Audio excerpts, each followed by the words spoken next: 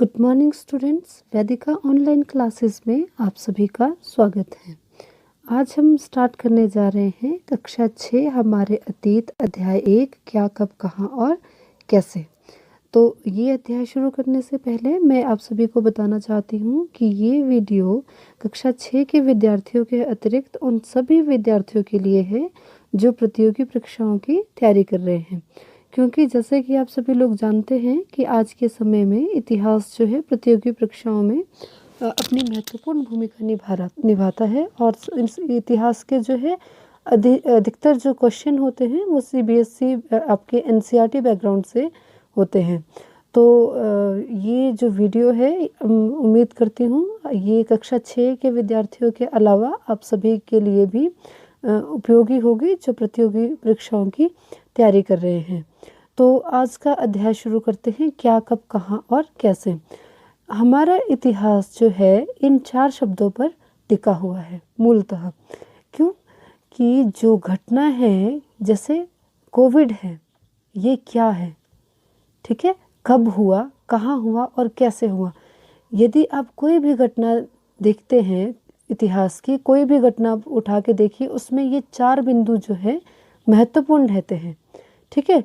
तो जो हमारा पहला अध्याय है वो क्या कब कहाँ और कैसे, ये बहुत इम्पोर्टेंट है और आप सभी इसको जो है देखेंगे कि इतिहास में ये कितनी महत्वपूर्ण भूमिका निभाता है। तो चलिए शुरू करते हैं। और सबसे पहले मैं रिक्वेस्ट करूँगी आप सभी से कि अपने पास एक पेंसिल ज़रूर रखें, क्योंकि जो इम्पोर्टेंट आपके पास आएंगे क्वेश्चंस जो है वो आप उनको साथ साथ में अंडरलाइन करते चले या नोटबुक में लिखते रहें, ठीक है। तो सबसे पहले है रशीदा का सवाल। रशीदा बैठी अखबार पढ़ रही थी, अचानक उसकी नज़र एक सुर्खी पर पड़ी। तो जैसे हम न्यूज़पेपर पढ़ते हैं तो सुर्खी हुआ न्यूज़, निगाह होता है नज़र। 100 साल पहले वह सोचने लगी कि यह कोई कैसे जान सकता है कि इतने वर्षों पूर्व क्या हुआ था, ठीक है। तो देखिए सबसे पहला जो आपका जो पूरा चैप्टर है वो इसी क्वेश्चन के ऊपर बेस्ड है कि 100 साल पहले हम 100 साल की घटना को हम कैसे जान सकते हैं, कैसे पता लगाएं। यह जानने के लिए कि कल क्या हुआ था तुम रेडियो सुन सकते हो। अब फॉर एग्जांपल कि कल हिमाचल में कोविड के, जैसे आज के टाइम में तो कोविड इम्पॉर्टेंट है, तो हिमाचल में कोविड के जैसे कल के पिछले कल कितने केसेस हैं, हम क्या करेंगे, हम रेडियो सुन सकते हैं, रेडियो हमें बता देगा, फेसबुक बता देगा, ठीक है, टेलीविज़न बता देगा, या हम क्या करेंगे अखबार पढ़ सकते हैं, ठीक है। साथ ही यह जानने के लिए कि पिछले साल क्या हुआ था तुम किसी ऐसे व्यक्ति से बात करते हो जिससे उसकी स्मृति हो, ठीक है। लेकिन बहुत साल पहले क्या हुआ था यह कोई कैसे जान सकता है, ठीक। तो ये एक क्वेश्चन है। तो इसके बारे में, अतीत के बारे में हम कैसे जान सकते हैं। अतीत के बारे में बहुत कुछ जाना जा सकता है, जैसे लोग क्या खाते थे, कैसे कपड़े पहनते थे, किस तरह के घरों में रहते थे। हम आखेटक क्या होता है, शिकारी, पशुपालकों, कृषकों, शिकारियों, व्यापारियों, पुरोहितों, शिल्पकारों, कलाकारों, संगीतकारों या फिर वैज्ञानिक के जीवन में जानकारियाँ हासिल कर सकते हैं। हम यही नहीं, हम यह भी जान सकते हैं कि उस समय बच्चे कौन से खेल खेलते थे और कौन सी कहानियाँ सुना करते थे और कौन से नाटक देखा करते थे या फिर कौन कौन से गीत गाते थे। तो ये सब चीज़ें कहाँ से पता चलती हैं हमें, ये सब चीज़ें हमें इतिहास बताता है, ठीक है। तो ये ज़्यादा इम्पोर्टेंट नहीं है। अब सबसे पहले आ गया लोग कहाँ रहते थे। जैसे आज के टाइम पे हम क्या है, हम घरों में रहते हैं। अब ऐसा तो है नहीं कि शुरू से लोगों ने अपने मकान बनाने शुरू कर दिए होंगे, तो एक प्रोसेस है। तो सबसे पहले पता करते हैं कि 1000 वर्ष पूर्व जो है या लाख वर्ष पहले मनुष्य कहाँ रहता था। मानचित्र 1 पृष्ठ 2 में नर्मदा नदी का पता लगाओ। कई लाख वर्ष पहले से लोग इस नदी के तट पर रह रहे हैं। यहाँ रहने वाले आरंभिक लोगों ने कुछ कुशल संग्राहक थे और आसपास के जंगलों की विशाल संपदा से परिचित थे। अपने भोजन के लिए वे जड़ों, फलों तथा जंगल के अन्य उत्पादों का यहीं से संग्रह किया करते थे। संग्रह क्या होता है बच्चों, इकट्ठा करना। वे जानवरों का आखेट शिकार भी करते थे, इसीलिए उन्हें क्या कहा गया, आखेटक कहा गया। अब देखिए इस पैराग्राफ में है कई लाख वर्ष पहले से लोग जो है कहाँ रह रहे हैं, नर्मदा नदी के तट पर। अब देखिए बच्चों, सबसे पहले मनुष्य, यदि आप इतिहास पढ़ना शुरू करेंगे तो सबसे पहले मनुष्य ने कहाँ रहना शुरू किया?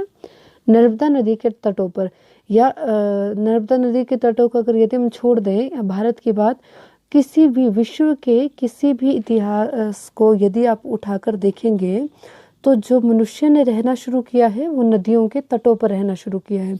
अब ये क्यों शुरू किया है, इसका अर्थ देखिए, जैसे मनुष्य के लिए क्या इम्पोर्टेंट है? पानी इम्पोर्टेंट है, ठीक है, क्योंकि पानी के बिना मनुष्य जी नहीं सकता। तो क्या करेगा मनुष्य के पास, जैसे पहले घर नहीं होते थे तो वो क्या करता था, पानी के किनारे क्या होता है, फल फ्रूट पानी के किनारे लगते हैं, ठीक है, शिकार पानी के किनारे आएगा। और इसके अलावा जैसे अगर उसको प्यास लगती है तो क्या करेगा, वो पानी की आवश्यकता वहाँ से पूरी कर सकता है, ठीक है। बाद में फिर परिवहन जो है वो सबसे पहले नदियों के थ्रू ही शुरू हुआ।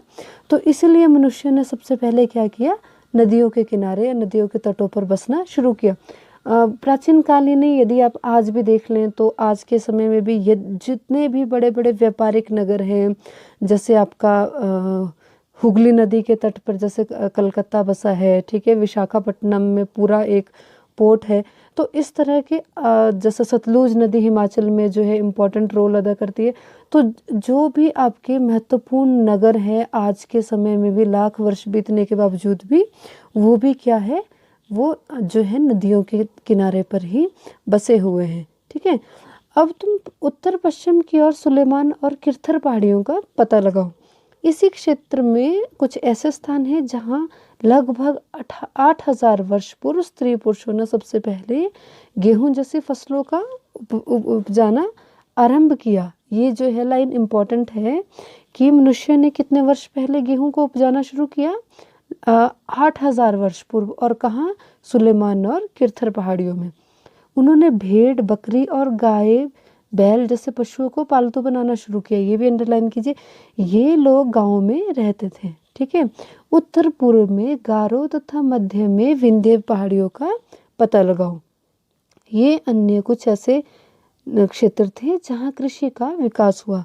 जहाँ सबसे पहले चावल उपजाया गया वो स्थान विंध्य के उत्तर में स्थित थे।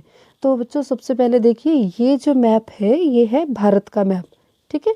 तो हम जो है इतिहास में भारत के बारे में पढ़ेंगे, ठीक है, कक्षा 6 में।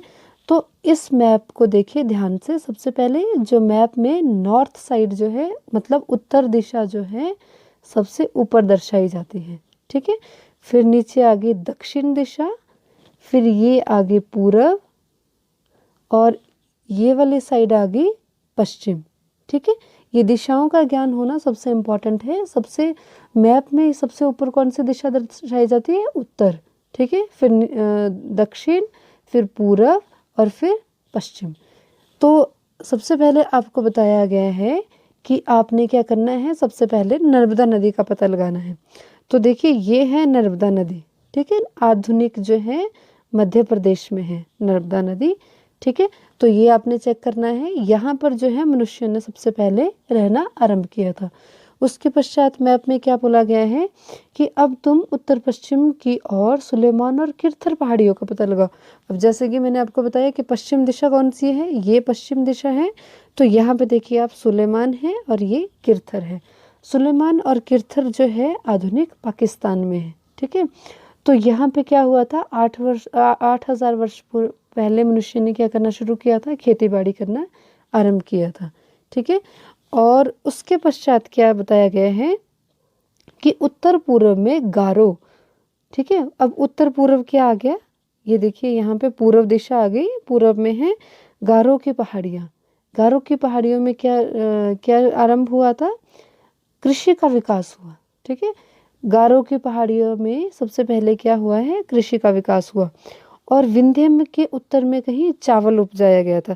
ये देखिए आप, विंध्य पहाड़ियाँ आ गई जहाँ से नर्मदा नदी का उद्गम भी होता है, ठीक है। तो यहाँ इसका उत्तर कौन सा हुआ? यहाँ कहीं जो है वो चावल उपजाया गया था, ठीक है।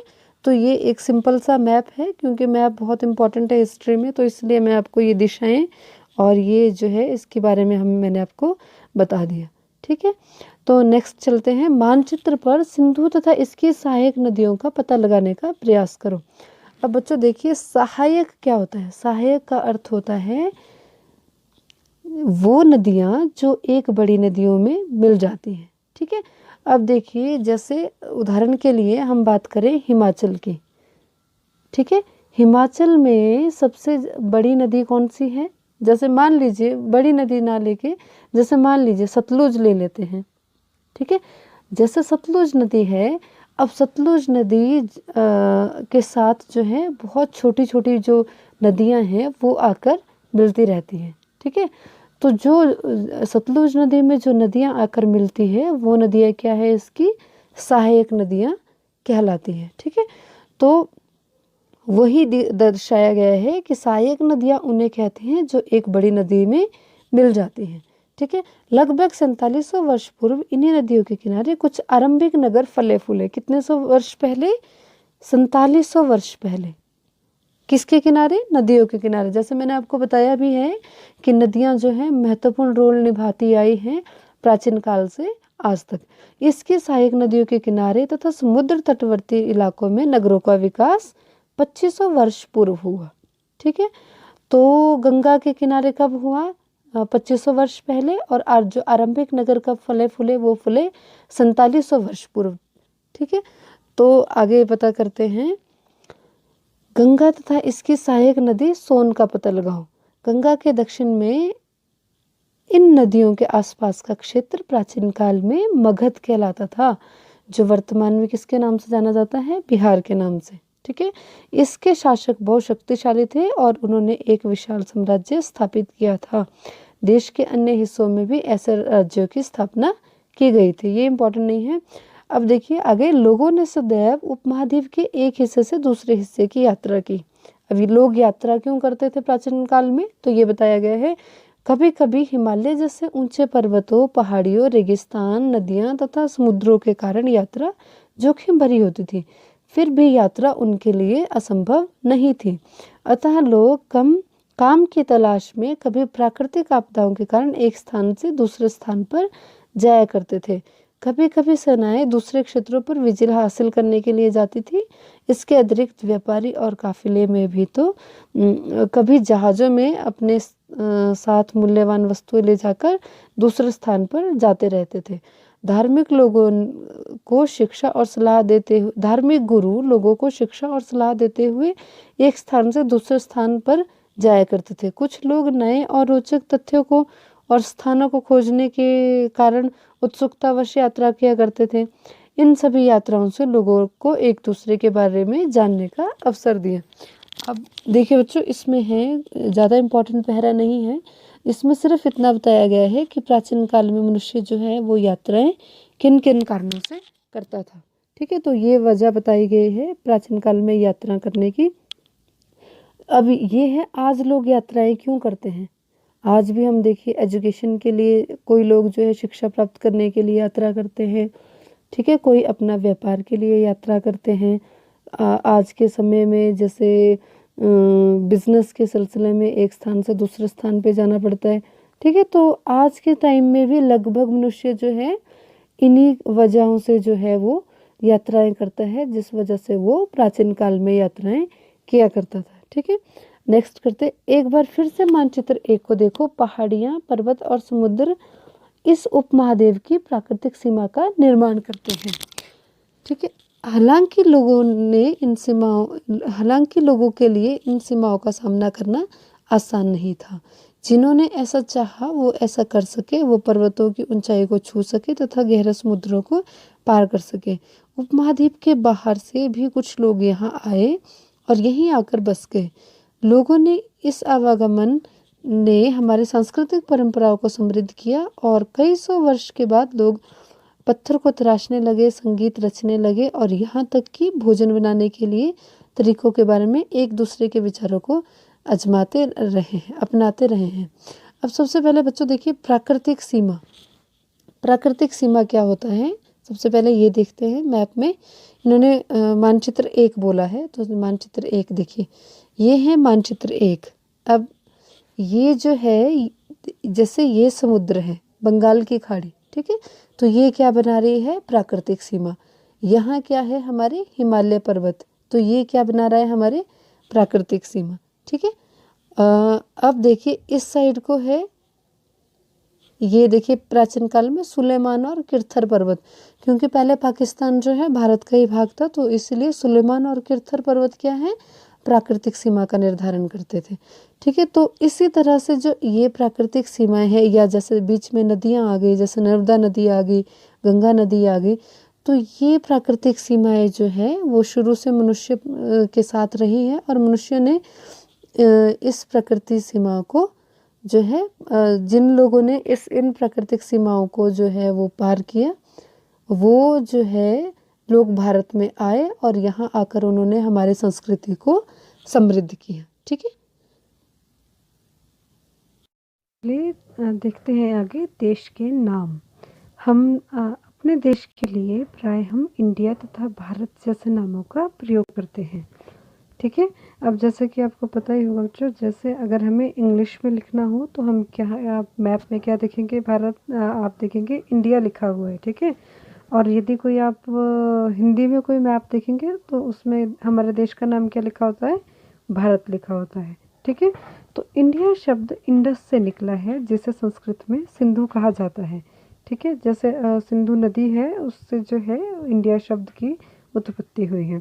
अपने एटलस में ईरान और यूनान का पता लगाओ। लगभग 2500 वर्ष पूर्व उत्तर पश्चिम की ओर से आने वाले ईरानियों और यूनानियों ने सिंधु को हिंदोस अथवा इंदोस और इस नदी के पूर्व में स्थित भूमि प्रदेश को इंडिया कहा था। ठीक है, भारत नाम का प्रयोग उत्तर पश्चिम में रहने वाले लोगों के एक समूह के लिए किया जाता था। इस समूह का उल्लेख संस्कृत की आरंभिक कृति ऋग्वेद में मिलता है। बाद में इसका प्रयोग देश के लिए होने लगा।